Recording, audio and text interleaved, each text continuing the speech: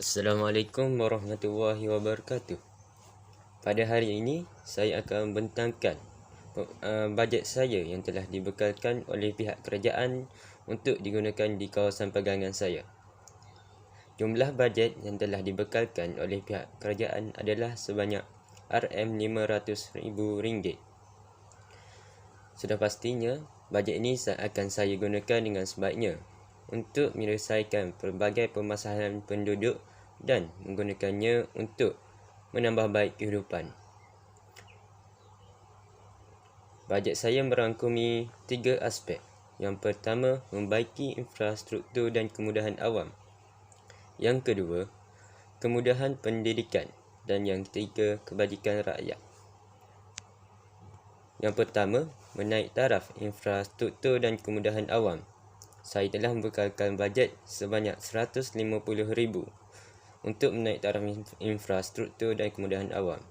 Yang pertama, untuk membaiki jalan raya, bajet RM30,000 Malaysia. Jadi dengan bajet ini, RM30,000 ini saya akan gunakan untuk membaiki jalan raya yang telah berlubang dan yang telah rosak akibat sudah lama tidak dibaiki.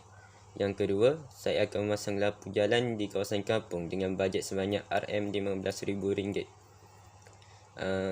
Di kawasan kampung sekarang ini, di kawasan saya dapati banyak kawasan kampung yang masih tidak mempunyai lampu jalan.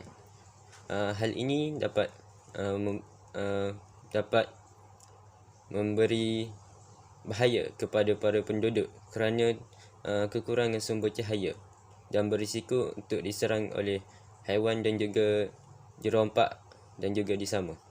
Dan yang ketiga, menaik taraf sistem perparitan dengan bajet RM30,000 Malaysia. Dengan menaik taraf sistem perparitan, bencana alam seperti banjir kilat dapat dielakkan kerana air dapat mengalir dengan lancar. Yang keempat, menaik taraf klinik kesihatan. Menaik taraf klinik kesihatan dibekalkan bajet sebanyak RM50,000. Hal ini bagi memudahkan para penduduk untuk mendapat kemudahan kesihatan mereka. Dan yang kelima, menaik taraf sistem liputan internet RM25,000. Kemudahan internet adalah sangat penting pada masa ini kerana pandemik COVID-19 yang melanda. Para pelajar terpaksa belajar secara dalam talian menggunakan internet dan gadget. Jadi dengan menaik taraf sistem liputan internet, masalah seperti talian internet yang perlahan dapat dielakkan bagi memastikan pelajar dapat mengikuti kelas online dengan lancar. Yang kedua, kemudahan pendidikan dengan bajet RM150,000. Yang pertama, pemberian tablet secara percuma dengan bajet RM50,000. Dengan bajet RM50,000 ini, satu tablet berharga RM500. Dengan ini, sekurang-kurangnya 100 orang pelajar dapat pemberian tablet secara percuma dan dapat memudahkan mereka untuk mengikuti kelas online. Dan yang kedua, bantuan keperluan persekolahan kepada pelajar miskin RM25,000 Malaysia. Bantuan keperluan persekolahan seperti baju sekolah, beg sekolah, alat tulis akan diberikan kepada pelajar miskin yang memerlukan. Dan yang ketiga, voucher kedai buku RM50. Jadi dengan RM50,000 ini, sebanyak 1,000 orang pelajar, sekurang-kurangnya 1,000 orang pelajar dapat voucher kedai buku RM50,000 untuk membeli buku rujukan, buku latihan dan sebagainya. Yang keempat, insentif kepada pelajar-pelajar cemerlang RM25,000. Pelajar-pelajar cemerlang seperti yang akan mengikuti peperiksaan SPM dan akan diberikan insentif sebanyak RM100 bagi setiap seorang. Hal ini bagi menambah lagi semangat mereka untuk belajar dan mendapat keputusan yang cemerlang. Yang ketiga, kebajikan rakyat dengan bajet RM200,000.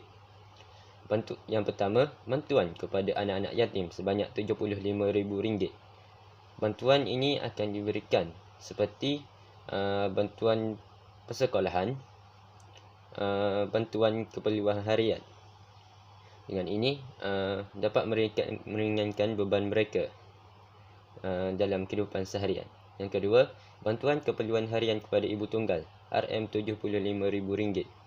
Bantuan keperluan harian seperti alatan dapur, peralatan memasak dan sebagainya akan diberikan kepada ibu tunggal agar dapat meringankan beban dan melancarkan kehidupan mereka seharian.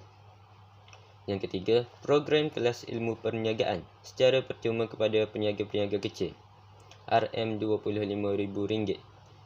Program ini akan diadakan supaya peniaga-peniaga kecil yang baru bermula berniaga dapat ilmu perniagaan yang sepatutnya mereka dapatkan. Dengan ini, perniagaan mereka akan menjadi lebih maju dan dapat memacu kepada kemajuan ekonomi negara. Yang keempat, bantuan keperluan perubatan kepada warga emas RM25,000. Dengan bantuan perubatan ini, warga emas yang menghidap pelbagai penyakit seperti darah tinggi, sakit jantung dan sebagainya dapat membeli ubat-ubatan mereka di hospital atau klinik berhampiran mereka supaya dapat memudahkan kehidupan seharian mereka untuk bekerja dan sebagainya. Jadi itulah dia bajet saya bagi tahun 2021. Sekian, terima kasih.